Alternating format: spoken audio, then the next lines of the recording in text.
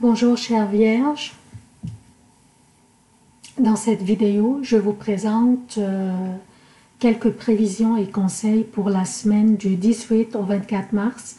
Je vous conseille de visualiser les deux vidéos, celle parlant de votre signe solaire et celle de votre ascendant. Je commence par citer les événements significatifs de cette semaine. L'heure indiquée est l'heure de Montréal. Pour la France, vous n'aurez qu'à rajouter 5 heures. Je les ai indiquées aussi, heure de Paris, ici en petit. Donc, lundi 18 mars, la Lune est dans le Lion jusqu'à 21h41. Puis, elle entrera dans la Vierge et y restera jusqu'au mercredi 21h25. Mercredi, le soleil entre dans le bélier à 18h03. Mercredi 21h25, la lune entre dans la balance et y restera jusqu'au vendredi 22h15. Jeudi 21 mars, une pleine lune aura lieu. Vendredi 22h15, la lune entre dans le scorpion et y restera jusqu'au lundi 25 mars à 2h03. L'emplacement des planètes durant cette semaine, le soleil est dans les poissons et mercredi, il entrera dans le bélier où il sera en exaltation et ce à partir de 18h03.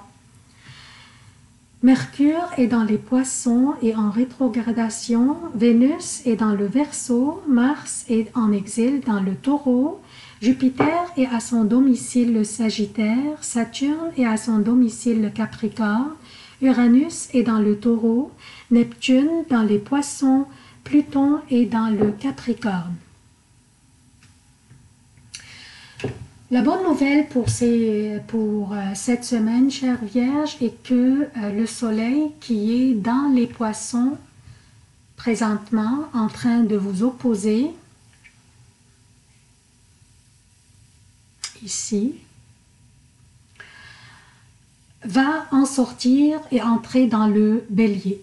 Donc, le soleil va arrêter de vous opposer et il va entrer dans le bélier ce jeudi. Lundi, je commence par lundi bien sûr, lundi la lune est dans le lion. Le soleil est toujours dans les poissons où se trouve aussi votre gouverneur Mercure. Donc, Mercure, qui est votre gouverneur, est dans les poissons. Et il faut savoir que les poissons, c'est son exil. C'est l'exil de votre gouverneur, de Mercure. Donc, lundi sera une journée un peu lente, occupée, exigeant de vous un effort supplémentaire pour naviguer à travers des empêchements pourraient soudain se présenter pour vous chambouler votre horaire. Vous devrez avoir à vous réorganiser peut-être plusieurs fois durant la journée pour pouvoir accomplir ce que vous avez à faire. Mais surtout, évitez les confrontations avec les collègues, les autorités ou même les supérieurs. Mardi et mercredi, la lune sera dans votre signe. Elle forme un trigone, soit un angle positif avec Uranus, mardi. Donc, la lune qui est dans votre signe forme un trigone avec Uranus mardi et un autre trigone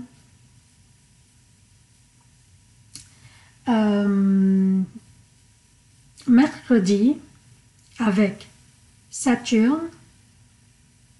Vous voyez, c'est la planète Saturne, c'est la planète de la structure et de fondation.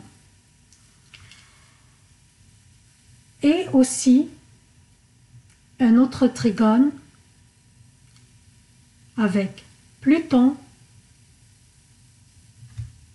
Pluton, c'est la planète de la remise en question, de la destruction pour la reconstruction. Donc, détruire pour reconstruire. Ça, c'est Pluton. Donc, je répète, la Lune, dans votre signe, mardi, fait un trigone avec Saturne, c'est la planète des changements et des surprises. Et mercredi, la Lune fait un autre trigone avec Saturne et un autre trigone avec Pluton. Saturne, la planète de la structure. Pluton, c'est la planète de la remise en question et de la destruction pour la reconstruction. Les deux sont dans le Capricorne, votre 5e maison. Votre 5e maison est liée aux aventures et aux relations amoureuses et au plaisir. Donc, ce qu'on pourrait conclure de ces angles, cette lune va vous rendre déterminé à réévaluer vos relations amoureuses et à tourner la page sur les relations qui pourraient être abusives pour vous et peut-être aussi vous lancer en des nouvelles relations d'amour que vous pourriez peut-être désirer qu'il soit inconditionnel. Donc, détruire une relation pour reconstruire une autre. Aussi, durant ces journées, votre vitalité intellectuelle sera à son sommet, grâce à l'énergie que vous avez dans votre signe, l'énergie de la Lune qui est dans votre signe. J'espère que ce sont des bonnes nouvelles pour vous. Donc, jeudi et vendredi. Jeudi, le soleil sort des poissons pour entrer dans le bélier. Depuis que le soleil était dans les poissons, il vous opposait. Mais là, jeudi, il va sortir pour entrer dans le bélier. Il va arrêter bien sûr de vous opposer. De plus, le bélier est un endroit favorable pour vous. Aussi jeudi, la pleine lune aura lieu dans la balance, votre 2e maison. Vous êtes ici, ça c'est la 2e maison, soit la maison de l'argent. Bien que les deux s'opposent, la lune et le soleil,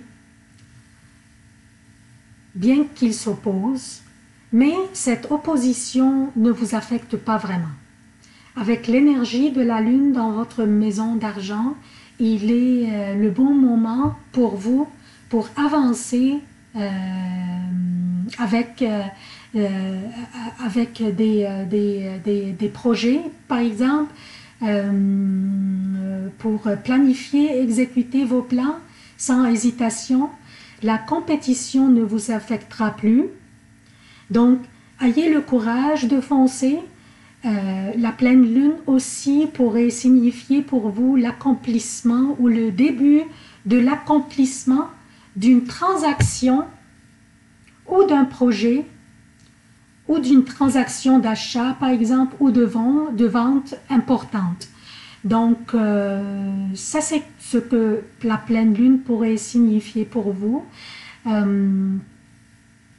Soyez déterminés, n'hésitez pas à foncer, à avancer dans vos projets parce que c'est le moment propice. Samedi et dimanche, la lune sera dans le Scorpion, votre 3e maison, qui est liée aux petits déplacements, à l'apprentissage, à la communication ou à l'entourage proche, frères, sœurs, collègues, camarades, amis. L'énergie de la lune fera la lumière sur la communication, sur l'écriture, sur votre entourage. Vous pourriez peut-être faire des petits déplacements pour visiter les membres de votre famille ou certaines de vos connaissances. De toute façon, c'est une fin de semaine et je présume que c'est un moment propice pour ça. C'est tout ce que j'ai pour vous, chère Vierge. S'il vous plaît, ne pas oublier de vous abonner, d'activer les notifications, d'aimer, de commenter et de partager la vidéo, surtout la partager pour que le plus possible de personnes pourraient en profiter. Merci d'avoir visualisé la vidéo et à la prochaine.